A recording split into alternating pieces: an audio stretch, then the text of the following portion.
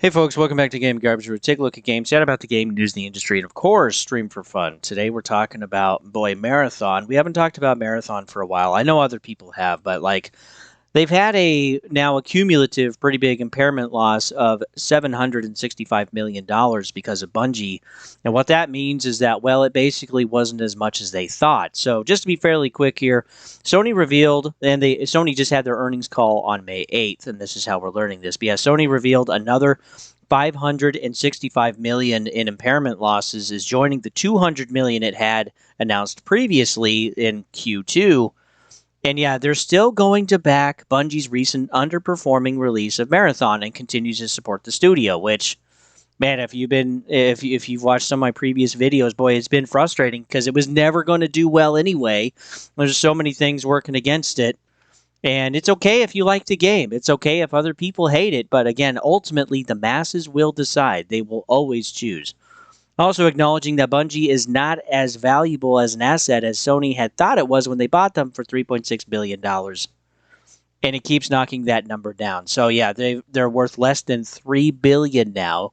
Sony's admitting that. And, if... Now, I will be fair. If Bungie didn't actually get the sale, okay, from Sony buying them, then yeah, they wouldn't even exist today. I truly believe that because they were burning a lot of cash. They were in trouble. And when Xbox took a look at them previously before Sony bought them, Xbox was like, yeah, no, you're burning way too much cash. We're not going to buy you. You're a bad buy. Well, Sony's finding that out, unfortunately. And yeah, looking ahead, though, for fiscal year 2026, Sony believes that the impairment losses for Bungie will be absent. So good, they're going to make more money simply because their assets aren't going to go down in value. But man, it's unbelievable what's going on. Because I think for some of us, it's been pretty clear. We haven't been overly happy with Bungie, but this is where the charts are right now. We're just kind of stuck between this band of 15 and 5,000. And again, this has been launched. We've already had Season 1, which doesn't even show up on here. But yeah, just looking at what it's been doing, again, that's server maintenance. I learned that one. But yeah, roughly between 5 and 15,000. That's just kind of where we're bouncing. And just players are getting frustrated. And again, my issue is not that Marathon exists, because yeah, it's not for me. My problem is that they spent so much money on a niche game that wasn't going to sell well or wasn't going to sell or make enough. And then they also have some of the worst microtransactions ever in a video game, which is kind of insane. We take a look, too, at Destiny 2, and again, it's just another one that's horrible. Marathon was supposed to take over, which didn't happen and is not happening, and I don't think there's a single way they can save this.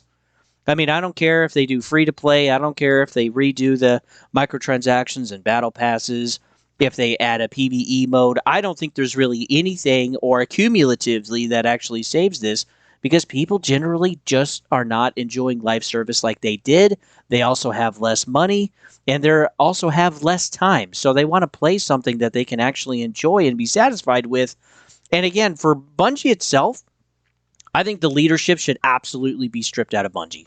I mean, they should have new leadership. They should kind of redo their logo, gussy it up a little bit, make it something a little bit different. But we can't keep blowing up entire studios and now screwing over publishers for Sony. I mean, if they make bad decisions, that's on them, and they get to eat the bed that they make.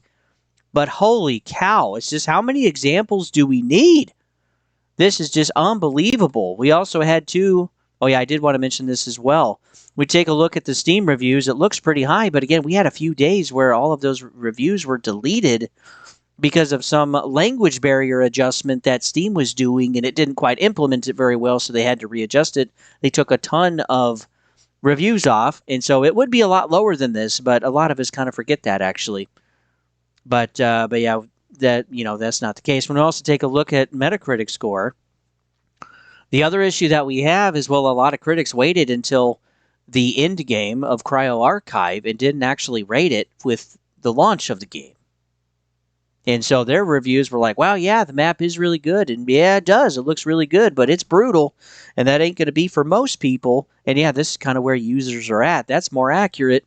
And it's just nuts. And again, their sales, 1.2 million roughly from Alenia Analytics roughly made about $55 million, about 400,000 daily active users last weekend for March 21st and 22nd. And it's not enough. It's not enough. I can't understand why these companies are doing this. And this is what's coming up.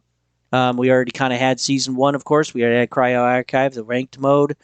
But, Nightfall is going to be a retooling of the same map. It's just going to be a night map, which will make it a little bit harder than a new shell and a new system, the Cradle. And that's it. New guns, new modes, new threats, and more. But it's not enough. And apparently, they're focused on the season 3 through the end of the year. But yeah, I don't think the game even survives through the end of the year. I think at best, they probably keep roughly half of what they have now. They have about 850 devs. They'll probably go down to 400 or 500. Because you can't keep losing money, and everything that they have is not looking great, including Project Gummy Bears that they brought with them when they were bought, and that's been spun off to form Team LFG, and they're working on that game, which again doesn't overly sound great. It's another live service. And Sony, you have got to get off this horse, bro. You have got to quit doing this. You can't keep making live service. And Nishino, I'm kind of losing faith in a little bit because he was supposed to be a different focus, but he's just helping carry on the legacy of Jim Ryan, or he's allowing it, and Holst is ongoing with that too. Again, we have Hunter's Gathering that's coming. We have Project Gummy Bears that's coming. Those are both going to be live services. Not to mention the other, 10 roughly that have been canceled or kind of completely failed, like Concord. And here we go. We have a freaking another one. And then why they're even keeping Destiny 2 going, it's basically dead. There's a few people there, and I think as long as they can extract money and at least pay for the servers, they will continue to do that as long as they can. But both games are done. We all know that. And then going forward, what else are they going to do? And it's like, well, Destiny 3 would have been the obvious choice because they would have more sales. They didn't even have me interested in it, depending on how they did it. But, man, they can't make the right decisions here. So something's drastically got to change because you can't keep losing money. Bungie's already had 3 sets of layoffs. They've already lost their independence. And they spun off Team LFG. So they've lost a lot of devs. They were roughly, I think, around 2,000 devs. And now they're less than 1,000. And we're going to just keep losing devs, baby. And I feel bad for them that's going to lose their jobs because some people, I'm sure, are working very hard. But it is frustrating to keep seeing this. And, yeah, the future just doesn't look good, man. And I don't know how Sony's going to keep necessarily making their money. Actually, let's take a look. So this is where Sony is currently. I'm using TradingView, not promoting or nothing. It's just who I use. But you can look up any company or fund you want or ETF, etc. It's really nice. But anyway, they've had, fairly good earnings. And they've been making some changes also within Sony. They've made changes to their music. They've made changes to their TV and movie. They've also made changes to their financial department by shutting it down. So, like, their financial department doesn't even exist anymore. And they're changing how they're making their TVs by working on a deal with the Chinese manufacturer TCL, probably to make them a little cheaper. So if you want a good Brivia TV, I suggest buying one right now. But yeah, this is their current stock. Again, this was supposed to be wonderful. This is November. And again, just things have not panned out with Destiny. Things have not panned out with Marathon. And then with their earnings call, it was pretty bad, pretty big miss for earnings per share. So that's awful. And then, yeah, but their reported revenue was up. But it's still kind of on the lower end. So definitely missing. They're not paying out their dividends, which is not good. And then, yeah, we took a look at their net margin. It's just generally been below 10%. And quarterly, it's been pretty good, but also last quarter, they had a negative income of $6.55 billion. So, like, this is not just, oopsie, $765 million. No, 700. Yeah, 765 million. No, this is something drastically going wrong with with Sony, and but yeah, they got to figure out exactly what they're doing. And again, their stock price just from the start of the year to now has just been going down, man, just like the previous year. And I'm not exactly sure, like in 24, if it's going to shoot up this time.